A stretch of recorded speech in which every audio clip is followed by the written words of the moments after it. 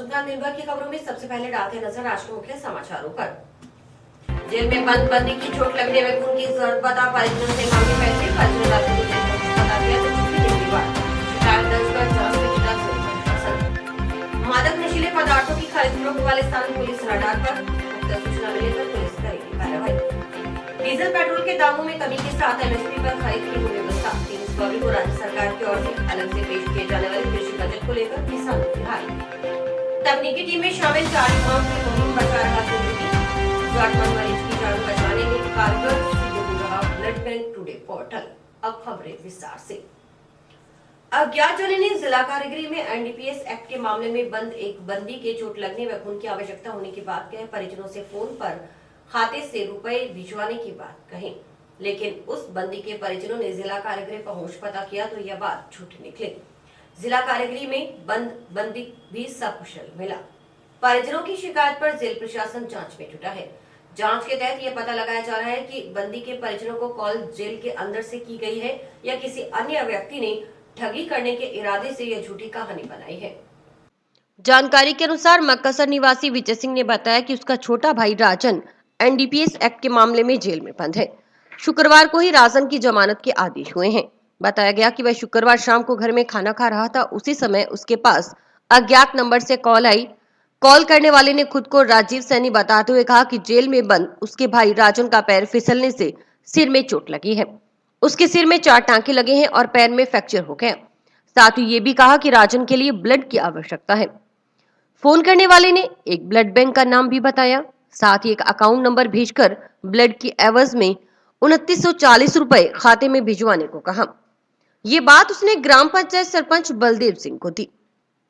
सरपंच ने उस नंबर पर बात की तो उन्हें भी उसके भाई के चोट लगने और रक्त की जरूरत होने की बात बताई गई। इसके बाद वे सरपंच के साथ जिला कारागृह पहुंचे तो पता चला कि उसके भाई की कोई चोट नहीं लगी है, वह तो पूरी तरह से स्वस्थ है। सरपंच बलदेव सिंह ने बताया कि जेल के गार्ड ने उनकी अच्छी तरह से बात नहीं सुनी, उसका मोबाइल नंबर नोट किया। साथ ही जेल के उप कार्यपाल ने भी शिकायत दर्ज की, मोबाइल नंबर भी नोट किया। जांच करने के लिए आश्वासन दिया गया। भाई साहब यहाँ पे आए हैं, मेरा छोटा भाई राजन है, जेल के अंदर है ऐसा, जिसकी की जमानत के ऑर्डर मंजूर हुए हैं आज। तो आज शाम को मैं घर पे खाना खा रहा था, उस टाइम पे मेरे पास कॉल गई थी, कैसे से करके आपका भाई अंदर है, उसके ऐसे करके चोट आ गई है, वो फिसल गया, पैर स्लिप हो गया उसका, उसके सिर पे चोट आई है, टांके आए हैं 4 और पैर फ्रैक्चर हो गया उसका। उसके लिए बोला ब्लड लेके आना, ब्लड बैंक का नाम भी एक और नाम बताया था ब्लड बैंक का, 2940 रुपये की मांग करी थी। तो अकाउंट नंबर भी भेजा था और उसका जो मोबाइल नंबर है वो मैं आपको नोट करवा देता हूँ, 74520 16468। नाम राजीव सैनी बताया था उसने। उसके बाद में जी मैंने मेरे वकील साहब से बात करी। वकील साहब के पहले उसका फ़ोन जो वकील के पास ही गया था, वकील ने मेरे नंबर दिए उसको। उसके बाद में फिर मैंने सरपंच साहब से बात करी, सरपंच साहब ने बोला मेरे को नंबर है, सरपंच साहब ने उस बंदे से बात करी है जी। तो सरपंच साहब को उसने यही जवाब दिया बंदे ने जी। तो आप अभी जेल में आए हो, यहाँ क्या बात करी आपने? हमने यही पता करने के लिए हमारे भाई के कोई दिक्कत परेशानी है या नहीं है सच में, ये पता करने के लिए सरपंच साहब को साथ में लेके आए हैं। जेल का स्टाफ वाले गार्ड ने हमारी बहुत अच्छी तरह बात सुनी, उन्होंने नंबर नोट कर लिए जी। और जेलर साहब भी आए, उन्होंने कंप्लेंट नोट कर ली है, उसका मोबाइल नंबर है नोट किया है, जांच करेंगे, ये हमें आश्वासन दिया है। वहीं जेल अधिकारी तरसेम सिंह ने बताया कि ग्रामीणों का कहना है कि हमारे पास अज्ञात नंबरों से फोन आया कि उनके भाई की चोट लगी है और वह हॉस्पिटल में भर्ती है, उसे खून चढ़ाया जाना है। सूचना पर ग्रामीण जेल पहुंचे तो पता चला कि ऐसा कुछ नहीं है, किसी ने परेशान करने के उद्देश्य से फोन पर झूठी सूचना दी। ग्रामीणों की ओर से बताए गए नंबर दर्ज कर लिए गए हैं और जांच करवाई जा रही है। इनकी डिमांड थी कि कोई हमारे पास फोन आया है ऐसे करके हमारे भाई के चोट लगी, हॉस्पिटल में भर्ती है, उसके खून चढ़ना है, कि हमने फिर अंदर से पता किया और राजन बिल्कुल सही है, इनको बता दिया कोई चोट नहीं लगी, कोई ऐसा ही आदमी कोई बाहर से कोई इनको फ़ोन कर रहा होगा, अंदर से कोई बंदियों के पास फ़ोन नहीं। हम नंबर लिख लें, उसकी इंक्वायरी करवाएंगे। जिले में बढ़ते नशे के कारोबार के खिलाफ अब पुलिस भी गंभीर हो गई है। जिले को नशा मुक्त करने के लिए पुलिस ने मादक व नशीले पदार्थों की खरीद फरोख्त करने वालों को रडार पर ले रखा है। इसके तहत पुलिस उन जगहों को चिन्हित कर लिया है जहां पर मादक नशीले पदार्थों की खरीद फरोख्त होने की शिकायत अक्सर मिलती रहती है। पुलिस की माने तो अगर इन जगहों में से कहीं पर भी मादक नशीले पदार्थों की खरीद फरोख्त की पुख्ता सूचना किसी के माध्यम से उनके पास पहुंचती है तो मौके पर दबिश देकर पकड़ में आने वाले लोगों के खिलाफ सख्त कार्रवाई की जाएगी। पुलिस उप अधीक्षक प्रशांत कौशिक ने बताया कि बीकानेर रेंज के पुलिस महानिरीक्षक ओम प्रकाश व जिला पुलिस अधीक्षक डॉक्टर अजय सिंह राठौड़ के निर्देशानुसार हनुमानगढ़ जिले में नशे के खिलाफ ऑपरेशन प्रहार व ऑपरेशन मंशा चलाया जा रहा है। नशे पर अंकुश लगाने के लिए आमजन की सहभागिता से नशा सप्लायरों के खिलाफ ये अभियान चलाया जा रहा है। मंशा अभियान के तहत अब तक जंक्शन व टाउन पुलिस थानों में एनडीपीएस एक्ट के 4 मुकदमे दर्ज हो चुके हैं। साथ ही नशीले व मादक पदार्थों की बिक्री से प्राप्त 10,92,000 रुपए की राशि जब्त की गई है। उन्होंने आमजन से अपील करते हुए कहा कि एसपी की ओर से नशे के खिलाफ चलाए जा रहे अभियान के तहत व्हाट्सएप हेल्पलाइन नंबर 87 645 31 201 जारी किए गए हैं। नशीले व मादक पदार्थों की खरीद फरोख्त के संबंध में इन नंबरों पर आमजन अधिक से अधिक सूचना देकर हनुमानगढ़ को नशा मुक्त बनाने में सहयोग करें। सूचना देने वालों का नाम पता गोपनीय रखा जाएगा। सही सूचना के आधार पर पुलिस पुख्ता कार्रवाई करेगी। सीओ कौशिक ने बताया कि थाना क्षेत्र में पुराने चालानशुदा नकबजन, चालानशुदा नशे के खरीद फरोख्त के कारोबार से जुड़े लोगों पर बीट कांस्टेबल के माध्यम से ध्यान रखा जा रहा है। सूचना मिलने पर इनके खिलाफ कार्रवाई भी की जा रही है। जंक्शन के खुंजा में गत दिनों की गई कार्रवाई इसका उदाहरण है। सीओ ने बताया कि थाना क्षेत्र में और भी ऐसी जगहें चिन्हित की गई हैं जिनमें नशे की खरीद फरोख्त होने की शिकायत मिलती है। वहां भी सूचना एकत्रित कर इस कारोबार से जुड़े लोगों के खिलाफ सख्त कार्रवाई की जाएगी। हनुमानगढ़ जिले में आईजी साहब और एसपी साहब के निर्देशानुसार ऑपरेशन प्रहार, ऑपरेशन मनसा चल रहा है। इसमें सभी लोगों की, आमजन की सहभागिता से ये नशा को रोकने, नशा के खिलाफ सख्त कार्रवाई, स्ट्रिक्ट एक्शन के लिए ये प्रोग्राम चल रहा है। इस कार्रवाई के दौरान अभी तक जंक्शन टाउन के अंदर 4 एनडीपीएस के मुकदमे दर्ज हुए हैं और करीब 10,92,000 की कैश रिकवरी जो नशे की बिक्री से प्राप्त राशि थी वो सीज हुई है, फॉरफिट हुई है। और साथ में इन नशा जो पेडलर्स है इनसे 3 आर्म्स भी रिकवर हुआ है। तो इनके खिलाफ सख्त से सख्त कार्रवाई जारी है। आपके चैनल के माध्यम से मैं आमजन से अपील करना चाहूंगा कि हमारी जो एसपी साहब ने व्हाट्सएप हेल्पलाइन जारी कर रखी है 8764531201, इसमें आप अधिक से अधिक सूचना दें, हमारे से आप दें। आपका नाम पता गोपनीय रहेगा, आपकी जो पहचान है वो किसी भी स्तर पर उजागर नहीं होगी और सच्ची सूचना के आधार पर पुख्ता कार्रवाई होगी। इस नशा को रोकने के अभियान में आप अपने स्तर पर हम लोगों का सहयोग करें। तकनीकी टीम में शामिल 4 युवाओं की टीम की ओर से शुरू की गई मुहिम अनमोल जिंदगी बचाने का काम कर रही है।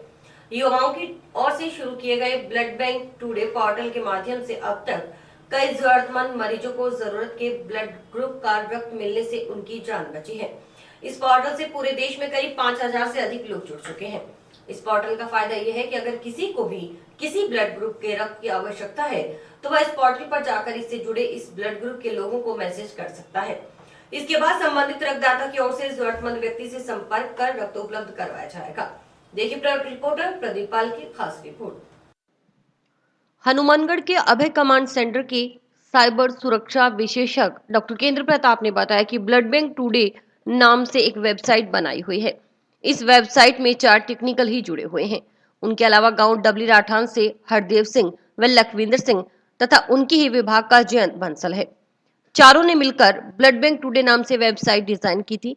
वह वेबसाइट को शुरू करने के पीछे का मकसद यह है कि हमें यह पता नहीं होता कि हमारे आसपास रहने वाले व्यक्ति का ब्लड ग्रुप क्या है। इस वेबसाइट के जरिए आसानी से रक्तदाता मिल सकता है। डॉक्टर केंद्र प्रताप की माने तो वे इस पोर्टल के माध्यम से अब तक 15 से अधिक व्यक्तियों की जान बचा चुके हैं। इस पोर्टल को शुरू करने में उनका कोई व्यक्तिगत लाभ नहीं है। इससे जुड़ने के लिए कोई पैसा भी खर्च नहीं करना पड़ता। कोई भी व्यक्ति निःशुल्क जुड़ सकता है। इसके लिए सबसे पहले गूगल क्रोम में जाकर bloodbanktoday.com लिखें। सर्च करने में रजिस्ट्रेशन का ऑप्शन आएगा। रजिस्ट्रेशन करने के लिए मांगी गई जानकारी भरनी होगी। इसके बाद एक प्रोफाइल बनेगी। इस प्रोफाइल की खासियत है कि इसमें आपकी ओर से दिया गया मोबाइल नंबर आपकी इच्छा अनुसार दिखाना चाहें तो दिखा सकते हैं, अन्यथा आप मोबाइल नंबर को छुपा सकते हैं। इस प्रक्रिया के बाद जब आपको ये पता चले कि आपको जिस ब्लड ग्रुप के रक्त की आवश्यकता है तो आप व्हाट्सएप या फेसबुक के माध्यम से किसी भी व्यक्ति तक ये सूचना भिजवा सकते हो कि इस ब्लड ग्रुप का वह व्यक्ति है। उन्होंने बताया कि उदाहरण के तौर पर अगर किसी व्यक्ति को किसी ब्लड ग्रुप की जरूरत है तो वे सबसे पहले इंटरनेट पर ब्लड बैंक टुडे सर्च करें। सर्च करने पर वेबसाइट खुलेगी। इस पोर्टल में पहला कॉलम ब्लड ग्रुप का रखा गया है कि कौन सा ब्लड ग्रुप चाहिए। ब्लड ग्रुप के बाद इस पोर्टल में पूरे भारत को जोड़ा गया है। लोग स्वयं इसके साथ जुड़ रहे हैं। पोर्टल में ब्लड ग्रुप और राज्य के बाद जिला चयनित करना होगा। जिला चयनित करने के बाद पोर्टल में तहसील वाइज प्रोफाइल दिखाई देगी। उसमें सेंड मैसेज का एक बटन होगा। कोई भी व्यक्ति उस सेंड मैसेज पर अपना नाम व मोबाइल नंबर लिखकर रक्त की जरूरत होने की रिक्वेस्ट भेज सकता है। संबंधित को मैसेज मिलते ही वह व्यक्ति मैसेज करने वाले से संपर्क कर लेगा। उन्होंने बताया कि अब तक इस पोर्टल से पूरे भारत में करीब 5000 से अधिक लोग जुड़ चुके हैं। साइबर सुरक्षा विशेषज्ञ डॉक्टर केंद्र प्रताप के अनुसार इस पोर्टल को शुरू करने के पीछे का पहला मकसद ये है कि हमें ये पता होना चाहिए कि अपने आसपास रह रहे व्यक्ति का ब्लड ग्रुप क्या है, क्योंकि प्लेटलेट्स कम होने की स्थिति में अगर कोई डोनर तुरंत रक्त देता है तो वह उपयोगी है। उन्होंने बताया कि उनका एक दोस्त था जिसके पड़ोसी को बी नेगेटिव रक्त की आवश्यकता थी, लेकिन आसपास बी नेगेटिव रक्तदाता उपलब्ध नहीं हुआ।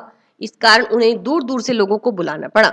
बाद में अपने एक परिचित से मिले तो उसने बताया कि उसका ब्लड ग्रुप बी नेगेटिव है, वे उसे बुला सकते थे। इस घटनाक्रम के बाद से उन्हें प्रेरणा मिली कि क्यों न ऐसी मुहिम शुरू करें जिसके माध्यम से वे जरूरतमंद की मदद कर सकें। ये ब्लड बैंक टुडे नाम से एक वेबसाइट डेवलप की गई है और इसमें हम 4 जो टेक्निकल हैं उन्होंने ये जोड़ा है। मेरे साथ में 2 डब्ल्यू रेठान से हरदेव सिंह और लखविंदर सिंह है और एक मेरे ही डिपार्टमेंट का जयंत बंसल है। हम चारों ने मिलकर ये ब्लड बैंक टुडे वेबसाइट एक डिजाइन की थी ताकि कोरोना काल और कोरोना काल से पहले हमने ये शुरू किया था कि हमें पता नहीं होता कि हमारे आसपास का रहने वाला व्यक्ति उसका ब्लड ग्रुप क्या है, तो हमें आसानी से ब्लड जो डोनर है रक्तदाता है वो मिल सकता है। अब तक हनुमानगढ़ में हमने 1500 से ज्यादा लोगों की जान बचा चुके हैं इस पोर्टल के माध्यम से। इसमें हमारा कोई भी व्यक्तिगत लाभ नहीं है और ना ही हमें इस प्रकार से हमें कोई पैसा लगता है। बिल्कुल निःशुल्क आप इसमें जुड़ सकते हो। इसमें आपको फायदा लेना है तो आपको जिस ब्लड ग्रुप की आवश्यकता है तो सबसे पहले आप ब्लड बैंक टुडे सर्च करेंगे तो आपके सामने वेबसाइट खुल जाएगी। तो उसमें पहला कॉलम रखा है हमने ब्लड ग्रुप का कि ब्लड ग्रुप कौन सा चाहिए और ब्लड ग्रुप के बाद हमने पूरे भारत को जोड़ा। इसके अंदर अपने आप लोग जुड़ रहे हैं इसके ऊपर। तो जैसे आप ब्लड ग्रुप को सिलेक्ट किया, स्टेट को सिलेक्ट किया, फिर डिस्ट्रिक्ट आ जाएंगे आपके सामने सभी और डिस्ट्रिक्ट के बाद तहसील वाइज आपको प्रोफाइल बनना दिखाना शुरू हो जाएगा। उसमें फिर एक बटन आएगा सेंड मैसेज का। आपका कोई भी पैसा नहीं लगेगा। आप सेंड मैसेज पे उन पे अपना नाम मोबाइल नंबर डाल के और उससे ब्लड ग्रुप की रिक्वेस्ट भेज सकते हैं और उनके पास पहुंचते ही वो आपको अपने आप कॉल कर लेगा, आपसे संपर्क कर लेगा। राजस्थान अध्यापक पात्रता परीक्षा लेवल द्वितीय को बहाल करने की मांग को लेकर अभ्यर्थियों ने शनिवार को जिला कलेक्टर के माध्यम से मुख्यमंत्री को ज्ञापन प्रेषित किया। ज्ञापन में बताया गया कि रीट लेवल द्वितीय के लिए अभ्यर्थियों ने 3 साल कड़ी मेहनत की। इसके बाद रीट लेवल 2 परीक्षा में सफलता हासिल की, परंतु सरकार ने गत दिनों परीक्षा रीट लेवल 2 परीक्षा को रद्द कर दिया, जो कि बेरोजगार युवाओं के साथ अन्याय है।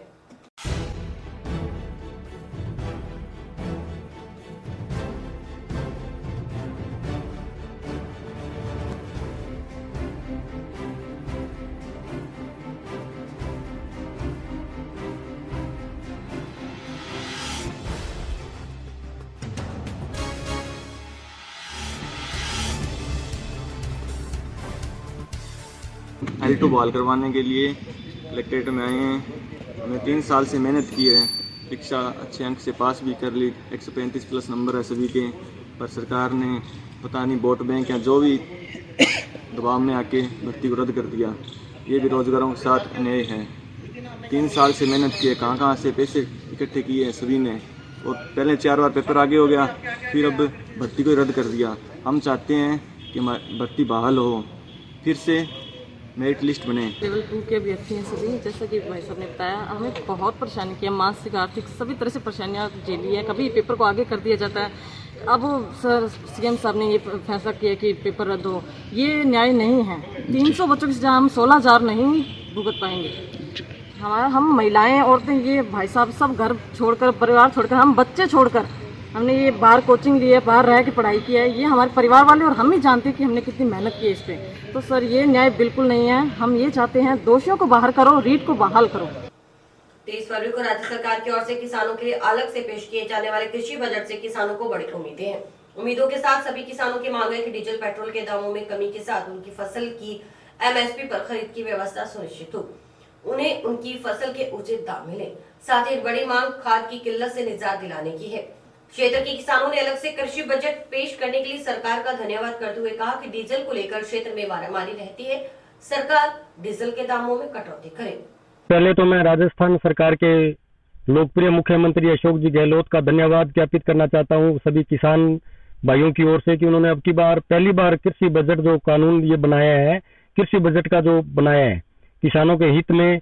हम उम्मीद करते हैं कि किसानों के लिए अब की बार जो फसलों के रेट जो उसमें भी हमें फायदा होना चाहिए। पूरा कृषि बजट में नई नई चीजें आनी चाहिए, जैसे केसीसी किसानों की बनी हुई है उसमें भी पूरी छूट मिलनी चाहिए। और कुर्की के आदेश दिए थे रोक के भी गहलोत जी ने, तो हम ये उम्मीद करते हैं कि सिर्फ एक कुर्की को रोका नहीं जाए, जो किसानों के बैंकों में लोन है वो माफ भी होने चाहिए। और जो सिर्फ एक किसान जो बैंक के अंदर जो एनपीए किसान होते हैं, डिफॉल्टर किसान, उनको ही छूट दी जाती है। तो हम तो ये चाहते हैं कि जो साहूकार किसान है जिनकी केसीसी बैंकों में बनी हुई है वो टाइम पे समय पे अपना ब्याज भी भरते हैं, तो उन्हें भी उसमें छूट मिलनी चाहिए और फसलों के भाव मिलने चाहिए। अब की बार राजस्थान में डीएपी और यूरिया की बहुत किल्लत रही, सारे किसान लाइनों में लगे रहे। तो हम ये उम्मीद करते हैं कि आगे से इस जो यूरिया और डीएपी है इसकी भी किल्लत खत्म हो और फसलों के पूरे भाव मिले।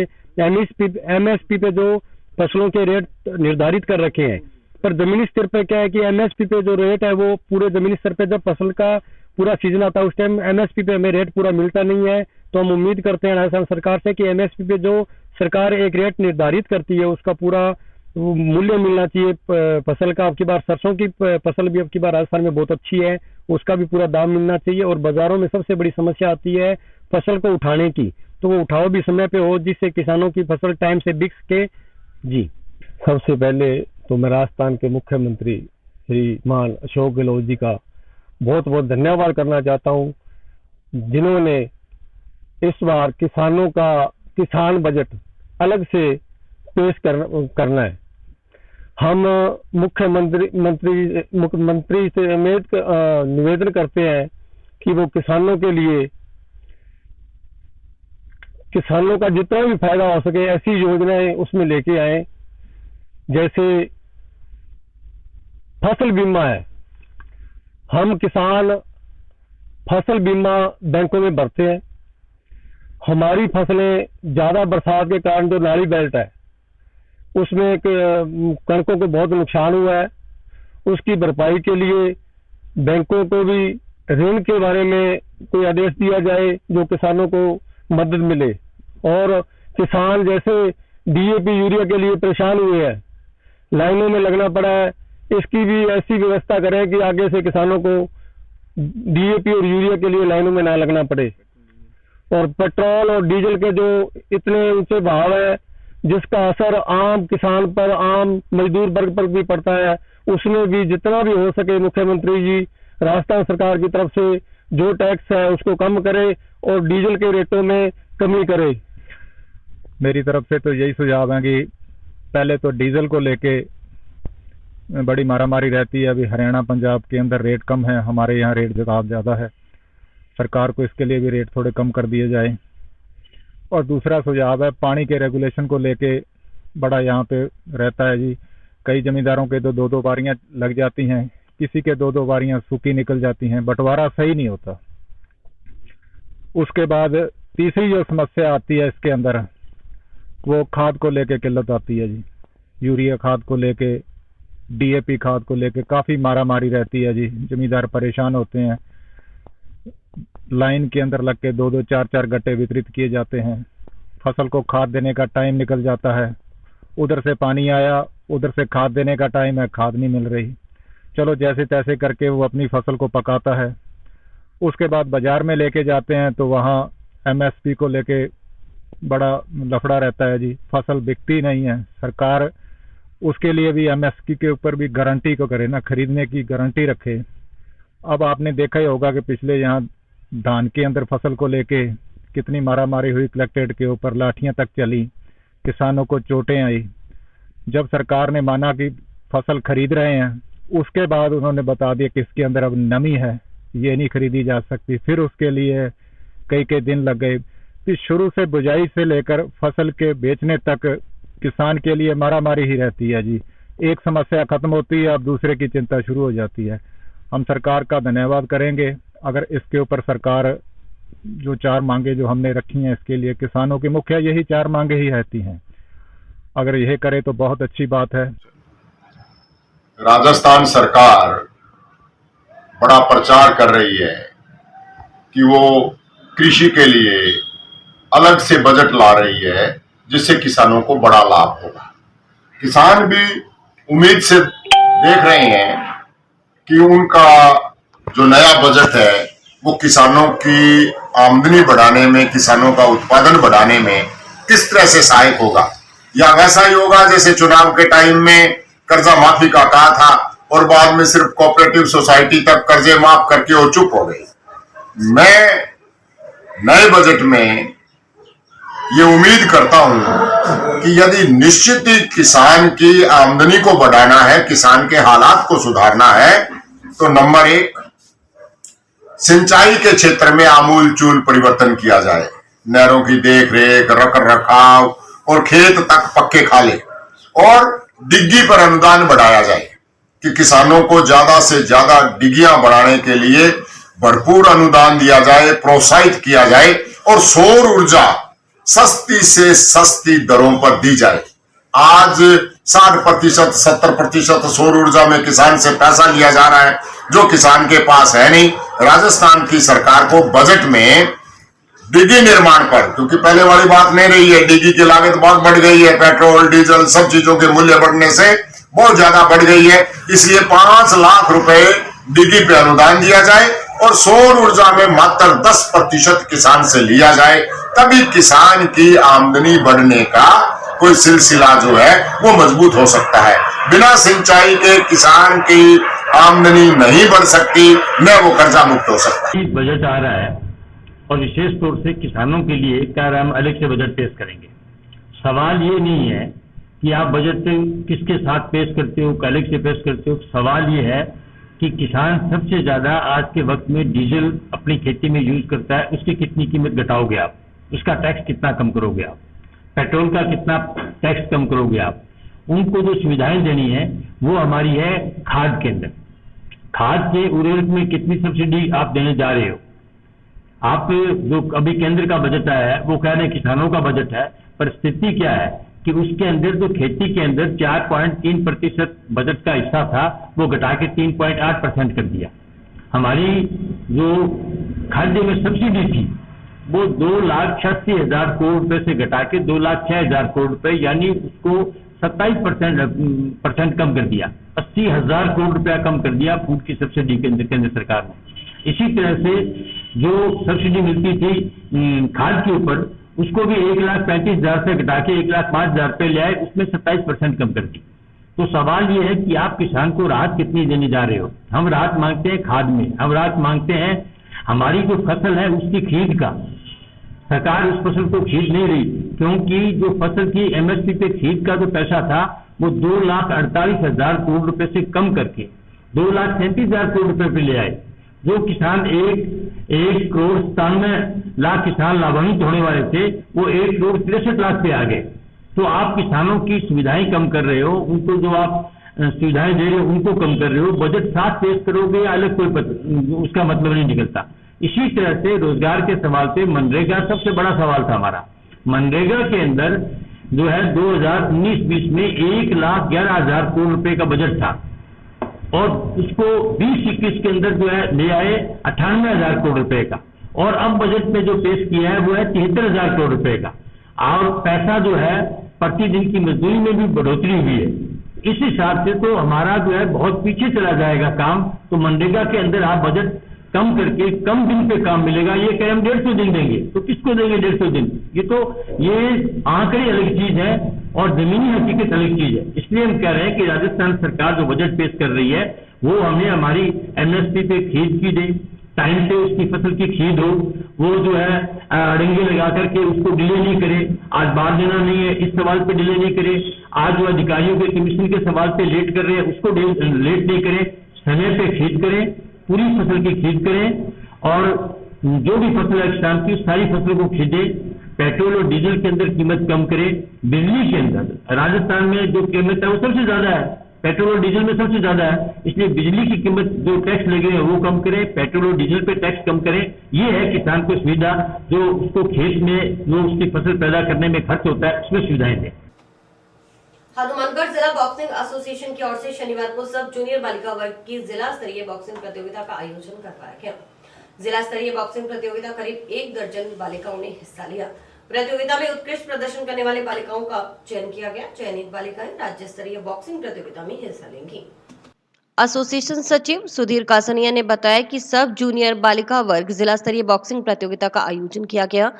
विजेता प्रतिभागी आगामी राज्य स्तरीय बॉक्सिंग प्रतियोगिता में हिस्सा लेंगे। राज्य स्तरीय प्रतियोगिता 27 फरवरी से 1 मार्च तक जोधपुर में आयोजित होगी। उन्होंने बताया कि बॉक्सिंग प्रतियोगिता में 14 तरह के भार वर्ग की प्रतियोगिताएं होती हैं। टॉप 10 भार वर्ग के खिलाड़ियों का चयन किया गया है। बताया गया कि परीक्षा व कोरोना काल के चलते प्रतिभागियों की संख्या कम रही। इसके चलते इस बार एसोसिएशन को ट्रायल बेस पर बालिकाओं का चयन करना पड़ा है। उम्मीद है आगामी वर्ष जिले में अधिक से अधिक संख्या में बढ़ चढ़कर हिस्सा लेंगे।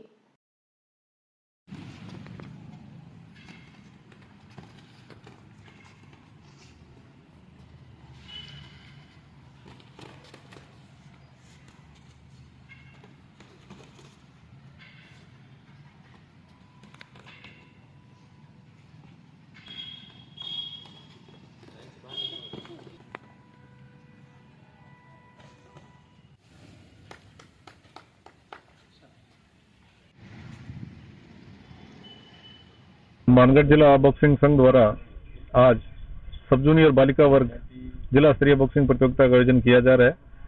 यहाँ के विजेता प्रतिभागी आगामी राज्य स्तरीय बॉक्सिंग प्रतियोगिता जो कि जोधपुर में 27 फरवरी से 1 मार्च तक होने जा रही है उसमें भाग लेंगे।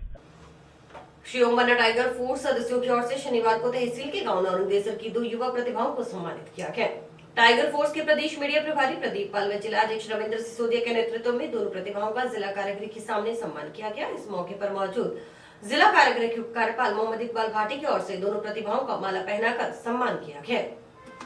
श्री ओम बन्ना टाइगर फोर्स के तहसील अध्यक्ष जयदीप सिंह ने बताया कि गत दिनों पंजाब में हुई प्रतियोगिता में हिस्सा लेकर उत्कृष्ट प्रदर्शन करने वाले धावक सत्यदेव और सीरियल सीआईडी में विलेन का रोल करने वाले लखविंदर सिंह को सम्मानित कर इन प्रतिभाओं को प्रोत्साहित किया गया है। दोनों ही युवा गांव नौरंगदेसर के निवासी हैं। इस मौके पर धावक सत्यदेव ने बताया कि वह स्कूल की तरफ से पंजाब में हुए ओपन टूर्नामेंट में खेलने गया था। उसने प्रतियोगिता में कई मेडल जीते। 5 किलोमीटर दौड़ में 4था स्थान व 1600 मीटर में 3रा स्थान हासिल किया। इस प्रतियोगिता में उत्कृष्ट प्रदर्शन के दम पर उसका चयन अमृतसर में 26 फरवरी को होने वाली प्रतियोगिता के लिए हुआ है। सत्यदेव सिंह ने कहा कि उसे दौड़ में हिस्सा लेने की प्रेरणा धावक मिल्खा सिंह से मिली है। उसका मकसद धावक मिल्खा सिंह का रिकॉर्ड तोड़ उनका सपना पूरा करने का है। सत्यदेव सिंह ने युवा पीढ़ी को नशे से दूर रहकर खेलों में हिस्सा लेकर अपने गांव शहर का नाम रोशन करने का संदेश दिया। वहीं गांव नौरंगदेसर के ही लखविंदर सिंह ने बताया कि वह ऑडिशन के लिए मुंबई गया था। उसका चयन सीआईडी में हुआ है। 15 मार्च को प्रसारित होने वाले शो में वह विलन की भूमिका में होगा। इस मौके पर श्री ओम बन्ना टाइगर फोर्स के कई सदस्य मौजूद रहे।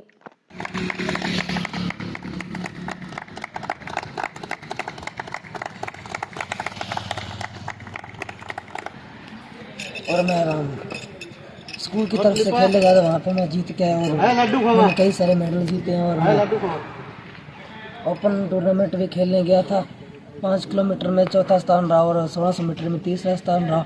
इसी के साथ मैं आज हनुमानगढ़ जिले में मेरा स्वागत किया जा रहा है और यह प्रेरणा मुझे मिल्खा सिंह से मिली है और मैं मिल्खा सिंह का रिकॉर्ड तोड़ना चाहता हूँ, उनका सपना पूरा करना चाहता हूँ। मेरा गाँव नौरंगदेसर है। मेरे पिताजी का नाम बलजीत सिंह है जी और मैं मुंबई ऑडिशन के लिए गया था और मैं सीआईडी में सिलेक्ट हुआ। 15 मार्च को अपना एक शो आ रहा है सीआईडी में मैं विलन का रोल निभा रहा हूँ और अपने टाइगर ओम बन्ना टाइगर फोर्स की तरफ से सम्मानित किए गए हैं हनुमानगढ़ जिले में। और अभी वक्त है ब्रेक का।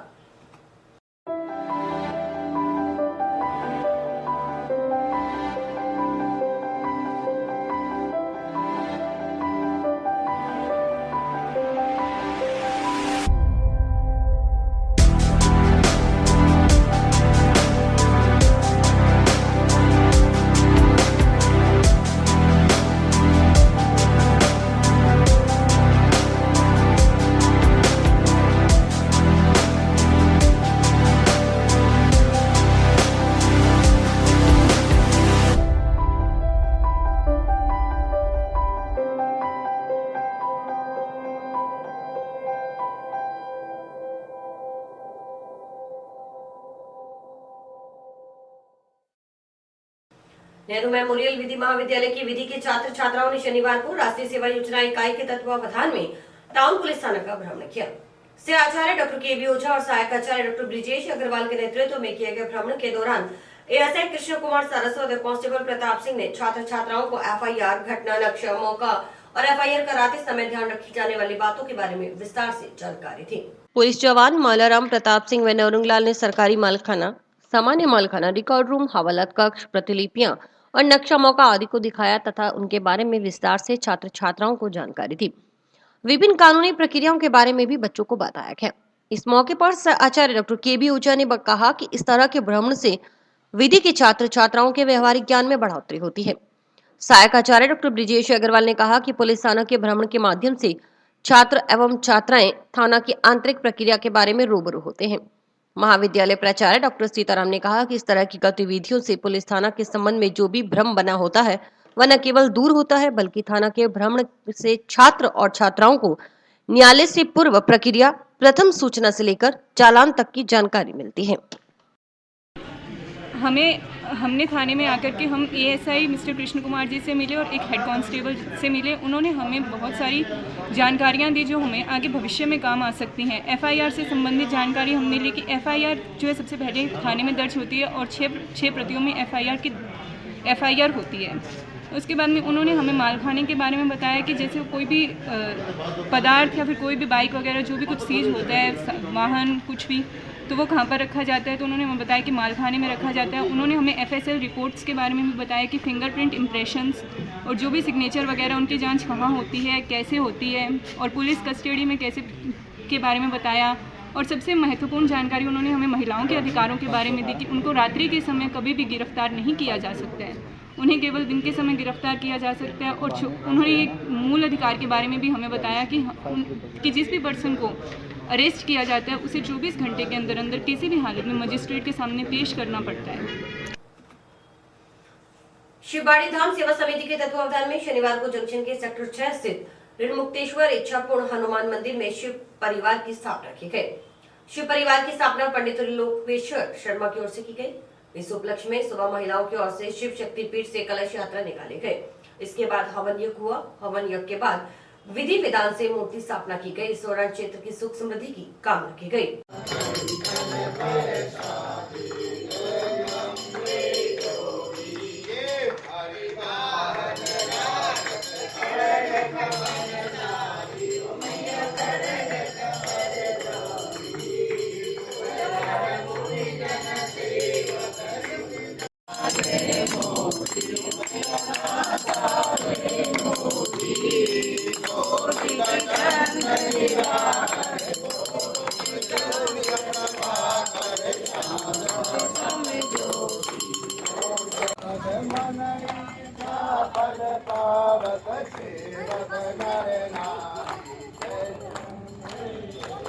शिवबाड़ी धाम सेवा समिति के तत्वाधान में हमारे जो ऋणमुक्तेश्वर इच्छापूर्ण महादेव मंदिर है, इसके अंदर हमारे शिव परिवार की स्थापना की गई है। यह स्थापना हमारे पंडित त्रिलोकेश्वर शर्मा के द्वारा की गई है और सभी नागरिक बंधु हमारे सेक्टर 6 के जितने भी समाज सेवी और हमारे भक्तजन है, उन सभी की इच्छा थी कि जल्द से जल्द यहाँ पर शिव परिवार की स्थापना हो। क्यों काफी पुराना मंदिर है, इसके अंदर शिवलिंग और नंदी जी स्थापित पूर्व से थे, परंतु नंदी जी और शिवलिंग जर्जर होने के कारण अब द्वारा पूर्ण रूप से इसकी वापस स्थापना की गई है और सभी ने बड़ा ही सहयोग किया। मिलजुल कर सुबह से कार्यक्रम स्टार्ट है। पहले सुबह कई महिलाओं ने यहाँ से शिव शक्ति पीठ से कलश यात्रा का शुभारंभ किया था जो यहाँ पर आई। उसके बाद से हवन प्रक्रिया और अन्य कार्यक्रम हुए और मूर्ति स्थापना की जा चुकी है। सभी में आनंद और उल्लास का माहौल है और सभी के पूरे हनुमानगढ़ जिले के पूरे प्रदेश की सुख समृद्धि की कामना करते हैं। हमारा विशेष आभार सर हमारे गणेश राज बंसल सभापति जी का रहा है। उन्होंने हमारे को ये पूरे मंदिर की चार दीवारी वगैरह सभी के अंदर पूरा मंदिर हमारे नागरिकों को सौंपा है। हम भी चाहते हैं कि उनको दीर्घायु दे ईश्वर और वो आगे और ऊंचाइयां छुए। चिट्टा तस्करी के मामले में गिरफ्तार आरोपी को जमशेद पुलिस ने शनिवार को न्यायालय में पेश कर 21 फरवरी तक का रिमांड मंजूर करवाया है। रिमांड अवधि के दौरान पुलिस आरोपी मोहनलाल निवासी वार्ड नंबर 28 टाउन से चिट्टा की खरीद फरोख्त के बारे में पूछताछ करेगी। मामले की जांच जंक्शन थाना के एसआई शैलेश चंद्र कर रहे हैं।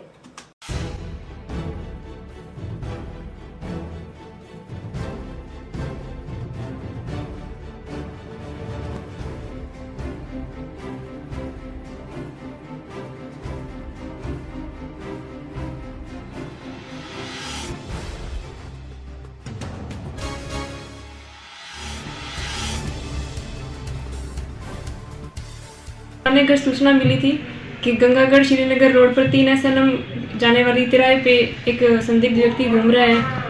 तो हमने जाकर उसको देखा, उसकी तलाशी ली तो उसके पास में एक चिट्टा पकड़ा गया 44 ग्राम जिसकी मात्रा थी। इसको तोल के देखा गया तो और मोहनलाल सन ऑफ राजा राम नाम है उसका और ये दूधवाल कॉलोनी वार्ड नंबर 28 का रहने वाला है। और आगे ये चिट्टा कहाँ से लेके आया इसकी अनुसंधान अधिकारी द्वारा जांच की जाएगी, गहनता से अनुसंधान किया जाएगा।